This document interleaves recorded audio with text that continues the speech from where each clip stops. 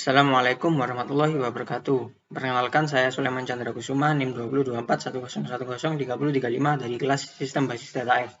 Saya akan menjelaskan tentang modul 3. Studi kasus yang pertama, kasus Fasilkom.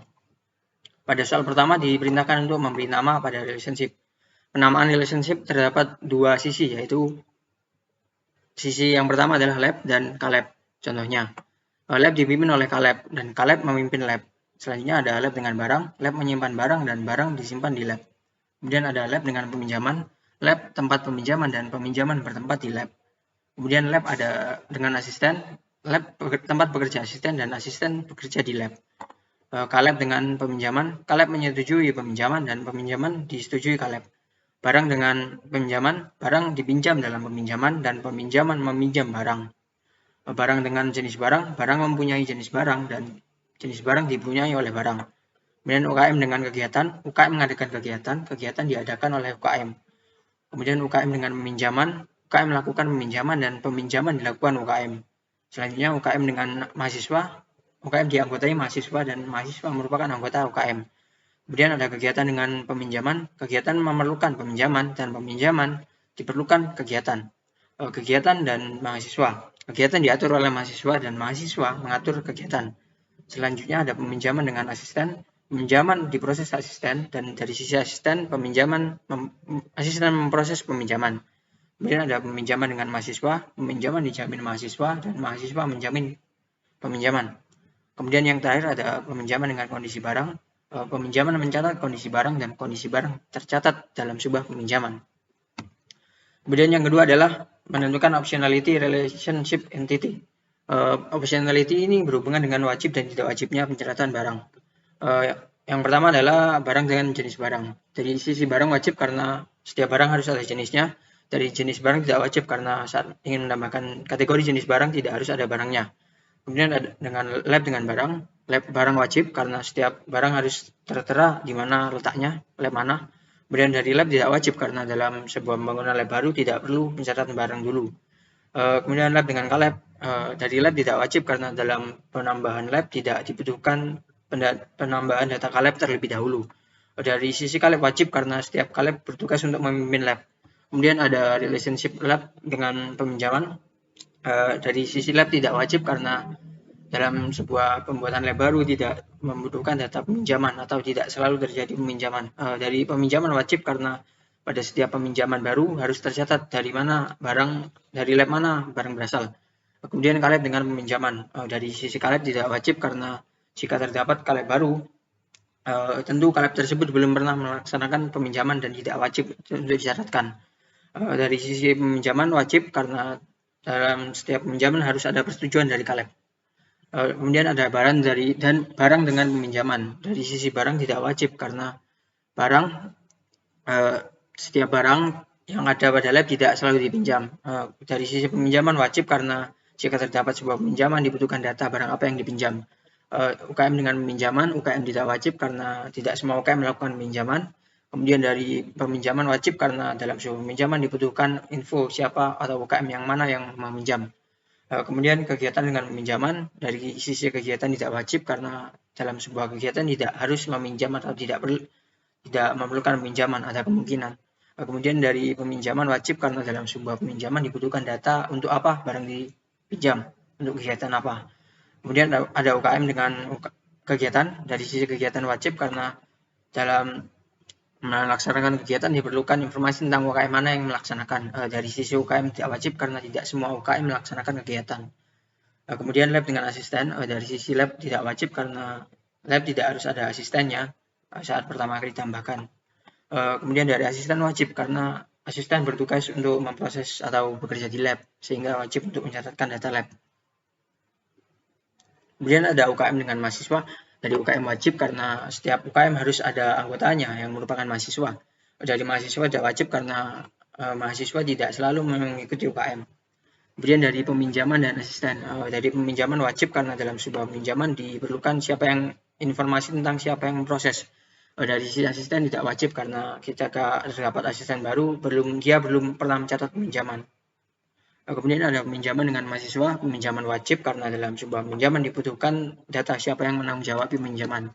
Dan dari sisi mahasiswa tidak wajib karena tidak semua mahasiswa pernah melakukan peminjaman.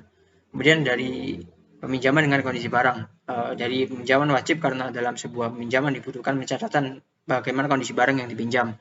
Kemudian kondisi barang tidak wajib karena setiap kita akan menambahkan kategori kondisi peminjaman atau kondisi barang tidak dibutuhkan data dari peminjaman. Kemudian yang terakhir adalah mahasiswa dengan kegiatan. Mahasiswa tidak wajib karena tidak semua mahasiswa melakukan kegiatan, sementara kegiatan wajib karena dalam sebuah kegiatan pasti dibutuhkan mahasiswa atau siapa yang mengurus. Kemudian soal yang ketiga adalah menentukan cardinality relationship. Cardinality ini memiliki 3 jenis, yaitu one to many to many, dan one to one. Yang pertama adalah barang dengan jenis barang, yaitu bersifat one to many, di mana one di sisi jenis barang dan many di sisi barang. Lab dengan barang, one to many, one di sisi lab dan many di sisi barang. Lab dengan kalab, one to many, one di sisi kalab dan many di lab. Lab dengan peminjaman, one to many, one di sisi lab dan many di sisi peminjaman. Kalab dengan peminjaman, one to many, one di kalab dan many di peminjaman. Barang dengan peminjaman, many to many, keduanya many, sehingga perlu penanganan khusus nantinya. Kemudian UKM dengan peminjaman, ada one to many, one UKM, dan many peminjaman. Kemudian ada kegiatan dengan peminjaman, one to many, one kegiatan, dan many peminjaman. Kegiatan dengan UKM, one to many, one UKM, dan many kegiatan. Lab dengan asisten, one to many, one di lab, dan many di asisten. UKM dengan mahasiswa, many di UKM, many to many, dan sama seperti sebelumnya memerlukan sebuah penanganan khusus. Kemudian ada peminjaman dengan asisten, one to many, one asisten, dan many peminjaman. Kemudian mahasiswa dengan peminjaman, one to many, one di sisi mahasiswa dan many di sisi peminjaman. Kemudian ada peminjaman dengan kondisi barang, yaitu one to many, one di sisi kondisi barang dan many di peminjaman. Dan yang terakhir ada mahasiswa dengan kegiatan, yaitu many to many, dan dibutuhkan penanganan khusus nantinya. Kemudian membuat ERT. Tahapan membuat ERT adalah entity dan menentukan atribut, kemudian menentukan primary dan secondary UID. Selanjutnya adalah membuat relationship antara entity, dan yang terakhir adalah memecahkan permasalahan, yaitu many to many. Kemudian yang pertama adalah bentuk ERT logikal. Bentuk ERT logikalnya seperti ini. Di sini terdapat beberapa kasus yang dibutuhkan penanganan khusus yang tadinya disinggung, yaitu many to many, antara lain barang dengan peminjaman. Di sini untuk mengatasinya dibuat sebuah entity baru yang menengahi antara kedua entity ini. Contohnya adalah detail peminjaman. Nantinya di sini berisi primary key dari kedua entity, yaitu barang dengan peminjaman. Contoh pemecahan masalah lain adalah kegiatan dengan mahasiswa yang many to many, dibuat sebuah entity detail kegiatan, dan yang terakhir adalah UKM dengan mahasiswa many to many, dibuat entity detail UKM. Kemudian selanjutnya adalah ERT relational. ERT relational adalah versi ERT yang lebih lengkapnya. Contohnya adalah di sini ada UKM, entity UKM. Di sini ada keterangan U yang artinya unique karakter atau unique identifier, yaitu nama UKM dari entity UKM yang memiliki tipe data varchar dengan karakter 20. Di sini terdapat P, yaitu primary key, yaitu UKM ID yang memiliki tipe data number, dan ini bersifat artifisial. Kemudian di entity lain seperti ada ini detail UKM. Di sini karena bertugas menghubungkan, di sini terdapat F, yaitu foreign key yang berfungsi untuk menyimpan UID dari kedua entity yang dihubungkan. Kemudian selanjutnya membaca relationship menggunakan ERTs. Di sini saya akan mencoba membaca yang bagian ini. Barang dengan lab. Kalau dibaca dari sisi barang harus berhubungan dengan satu dan hanya satu lab. Sementara jika dari sisi lab bisa berhubungan dengan satu atau beberapa barang. Contoh lain adalah barang dengan jenis barang. Jika dilihat dari barang adalah barang hanya satu dan memiliki satu jenis barang. Sementara dari jenis barang bisa berhubungan dengan satu atau beberapa barang. Mungkin seperti itu dari cara membacanya. Kemudian studi kasus yang kedua adalah bengkel. Soal nomor 1, sama seperti sebelumnya, memberi nama relationship Relationship yang pertama adalah kasir dengan dealer. Kasir bertugas di dealer dan dealer tempat bertugas kasir. Kemudian kasir dengan pembelian atau servis. Kasir memproses pembelian atau servis dan pembelian atau servis diproses oleh kasir. Kemudian ada mekanik dengan dealer. Mekanik bekerja di dealer dan dealer merupakan tempat bekerja mekanik. Kemudian mekanik dengan pembelian atau servis. Mekanik melakukan pembelian atau servis. Kemudian pembelian atau servis dilakukan oleh mekanik. Kemudian mekanik dengan nomor telepon mekanik. Mekanik mempunyai nomor telepon mekanik dan nomor telepon mekanik dipunyai oleh mekanik. Kemudian ada parts dengan dealer. Parts dimiliki oleh dealer dan dealer memiliki parts. Parts dengan pembelian atau servis. Parts diperlukan dalam pembelian atau servis dan servis memerlukan parts. Kemudian ada kegiatan dengan pembelian atau servis. Kegiatan diperbaiki dalam pembelian atau servis dan pembelian atau servis memperbaiki kendaraan. Kemudian dealer dengan pembelian. Dealer merupakan tempat pembelian atau servis dan pembelian atau servis bertempat di dealer. Kemudian selanjutnya ada menentukan optionality dari setiap entity.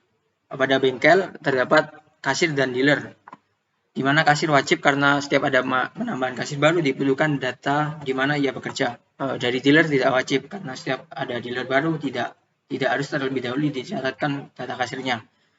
Dari mekanik dengan dealer, mekanik wajib karena jika terdapat penambahan mekanik baru dibutuhkan data dealer di mana yang ia bekerja. Dari dealer tidak wajib karena saat membuat dealer baru tidak dibutuhkan data mekanik terlebih dahulu. Parts dengan dealer, parts wajib karena setiap ada penambahan parts diperlukan catatan tentang data dealer di mana ia berada partsnya. Kemudian dari dealer tidak wajib karena dealer tidak harus ada partsnya saat pertama kali membangun. Kemudian pembelian atau servis dengan kasir. Pembelian atau servis wajib karena dalam sebuah pembelian atau servis dibutuhkan data siapa yang memproses. Dari kasir tidak wajib karena bila terdapat kasir baru tentu tidak dibutuhkan penambahan data dari pembelian atau servis. Kemudian pembelian atau servis dengan mekanik hampir sama seperti kasir tadi. Servis wajib karena dalam setiap pembelian atau servis dibutuhkan data siapa yang memproses atau memperbaiki kendaraan. Kemudian dari segi mekanik tidak wajib karena setiap penambahan mekanik tidak memerlukan pencatatan dari pembelian atau servis. Kemudian ada pembelian dengan service parts. Dari pembelian servis wajib karena dalam pembelian atau servis dibutuhkan data parts apa yang digunakan dan dibeli. Dari sisi parts tidak wajib karena setiap penambahan parts tidak diperlukan pencatatan data dari pembelian atau servis. Pembelian atau servis dengan kendaraan. Dari sisi pembelian atau servis wajib karena dalam setiap pembelian dibutuhkan setiap pencatatan kendaraan yang diservis. Dari sisi kendaraan tidak wajib karena pada saat penambahan data kendaraan baru pada entiti kendaraan tidak harus mencatat data dari pembelian atau servis. Kemudian pembelian servis dengan dealer adalah pembelian servis wajib karena dalam sebuah pembelian dibutuhkan data dealer mana pembelian tersebut berlangsung. Kemudian dari dealer tidak wajib karena saat kita menambahkan dealer baru belum tentu terdapat sebuah pinjaman. Kemudian mekanik dengan nomor telepon. Dari mekanik wajib karena setiap mekanik harus memiliki nomor telepon, dan dari optionality nomor telepon wajib juga karena setiap penambahan nomor telepon dibutuhkan pencatatan UID dari mekanik tersebut. Kemudian yang ketiga adalah cardinal relationship. Sama seperti tadi ada 3, one to many to many, dan one to one. Pada bengkel ada kasir dan dealer, yaitu one to many, one di sisi dealer dan many di sisi kasir. Mekanik dengan dealer, one to many, one dealer, many kasir. Mekanik parts dengan dealer, one to many, one di sisi dealer dan many parts. Pembelian atau servis dengan kasir, one to many, di mana one kasir dan pembelian atau servis many. Servis dengan mekanik, yang one to many, one di sisi mekanik dan many di sisi servis. Servis dengan parts, many to many, sehingga nanti akan dibutuhkan penanganan khusus.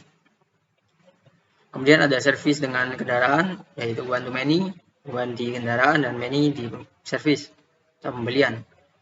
Servis dengan dealer, yaitu one to many, dealernya one dan many-nya pembelian atau servis. Kemudian mekanik dengan nomor mekanik, one to many, di mana one di sisi mekanik dan many di sisi nomor telepon. Kemudian membuat ERT. Ini merupakan logical ERD-nya. Di sini seperti yang disinggung tadi, terdapat kasus many to many, yaitu pembelian service dengan parts, sehingga dibuatlah sebuah entity yang menjadi penengah. Pada entity ini berisi UID dari entity pembelian atau service dan UID dari parts. Nah, seperti ini bentuknya.